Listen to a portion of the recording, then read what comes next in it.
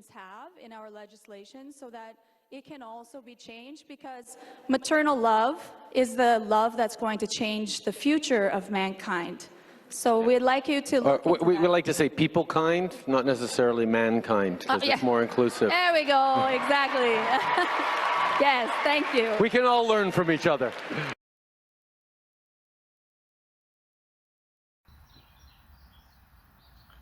So, the video you've just watched is from February 2018, when the Canadian Prime Minister Justin Trudeau made that comment during a town hall meeting at MacEwan University. Now, some people think it was a joke, which is what he himself said. A lot of people think he's very serious about it.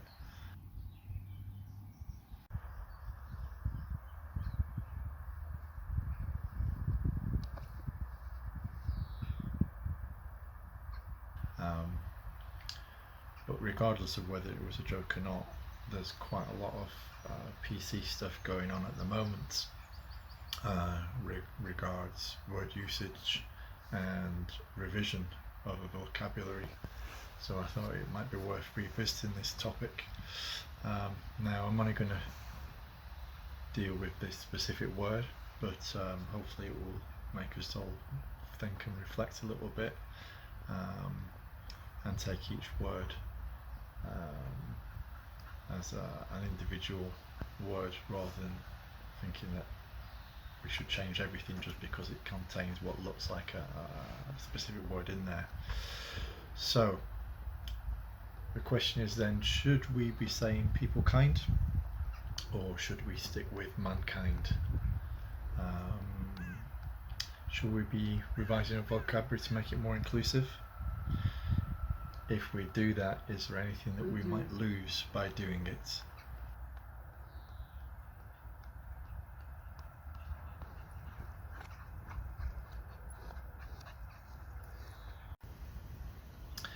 So I think first of all, what we should deal with is what the etymology of the word actually is. So where the word comes from, how we come to say mankind, what's the root of the word. So if we look at that, the noun mankind is what we call a compound noun, which means it's built up of two words, man and kind.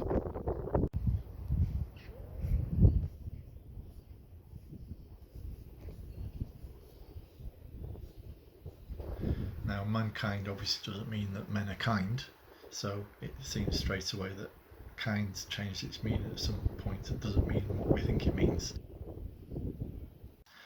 And that's also the situation with man. So this happens quite a lot in languages where ostensibly it appears that you would know what both of those words mean, but when you put them together it means something completely different. So people are latching onto the man part, assuming they know what it means, and saying it's not inclusive because it doesn't include people who aren't men, presumably. So where does the word come from? Well, it's an old Anglo-Saxon word, probably goes right back to Proto-Indo-European.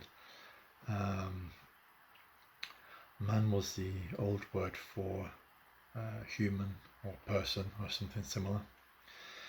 And if that was the case, then what was the word for man? Well, the old word for man in Anglo-Saxon was wir, and we can still see vestiges of this word in other words like werewolf, which literally just meant man-wolf. So what was the word for woman then? The word for woman was wif, from which we get the modern word wife, but it didn't mean that then. It was just meant female or woman.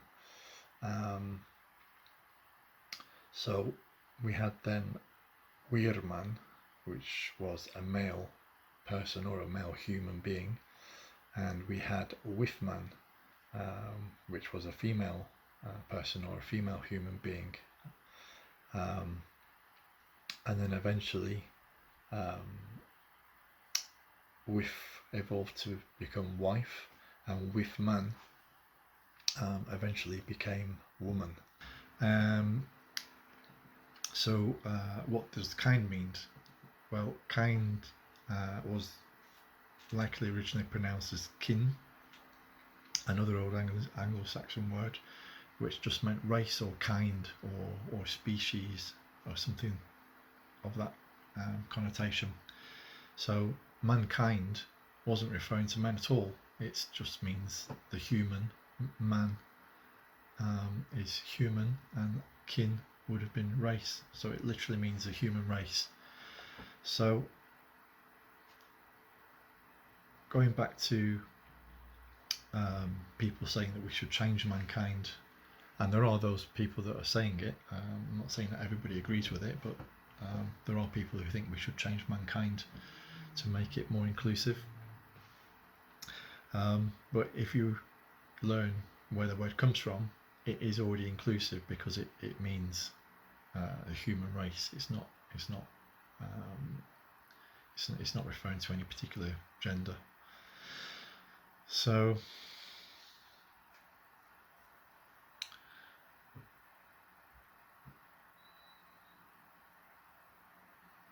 the problem here isn't mankind being exclusive. The problem's a lack of education in the etymology of our own language, and this is a very good example. That's not to say that all of changes that are being requested in the language can be as easily dismissed as this one. This is just one example where if we get to know our own language a little bit better, then a lot more understanding can be prevalent amongst us. And also just going around and revising languages willy-nilly without any thought into why these words exist as they do in the first place means that we can lose out a lot of our own history.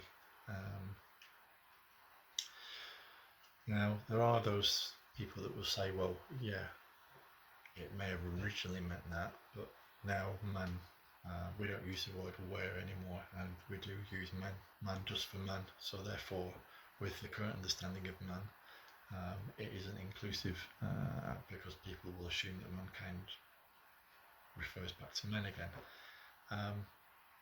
So there is an argument, but I think it's a false argument because, again, it's just a lack of education. So what we should be doing is educating people where words come from, not just rewriting history.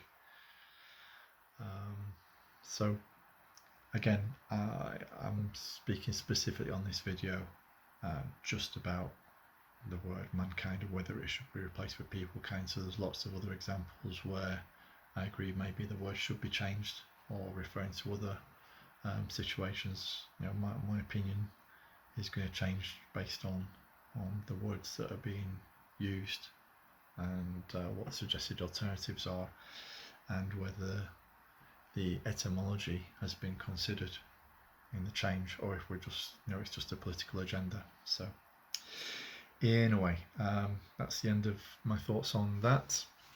And for any of you that stuck through this, then I think you deserve a prize. So I will include a video of our dog Benji on his first day at our house when he was a little puppy as a reward. So thank you very much for watching, and again, if you agree or disagree, or you think I've made any mistakes, then leave a comment.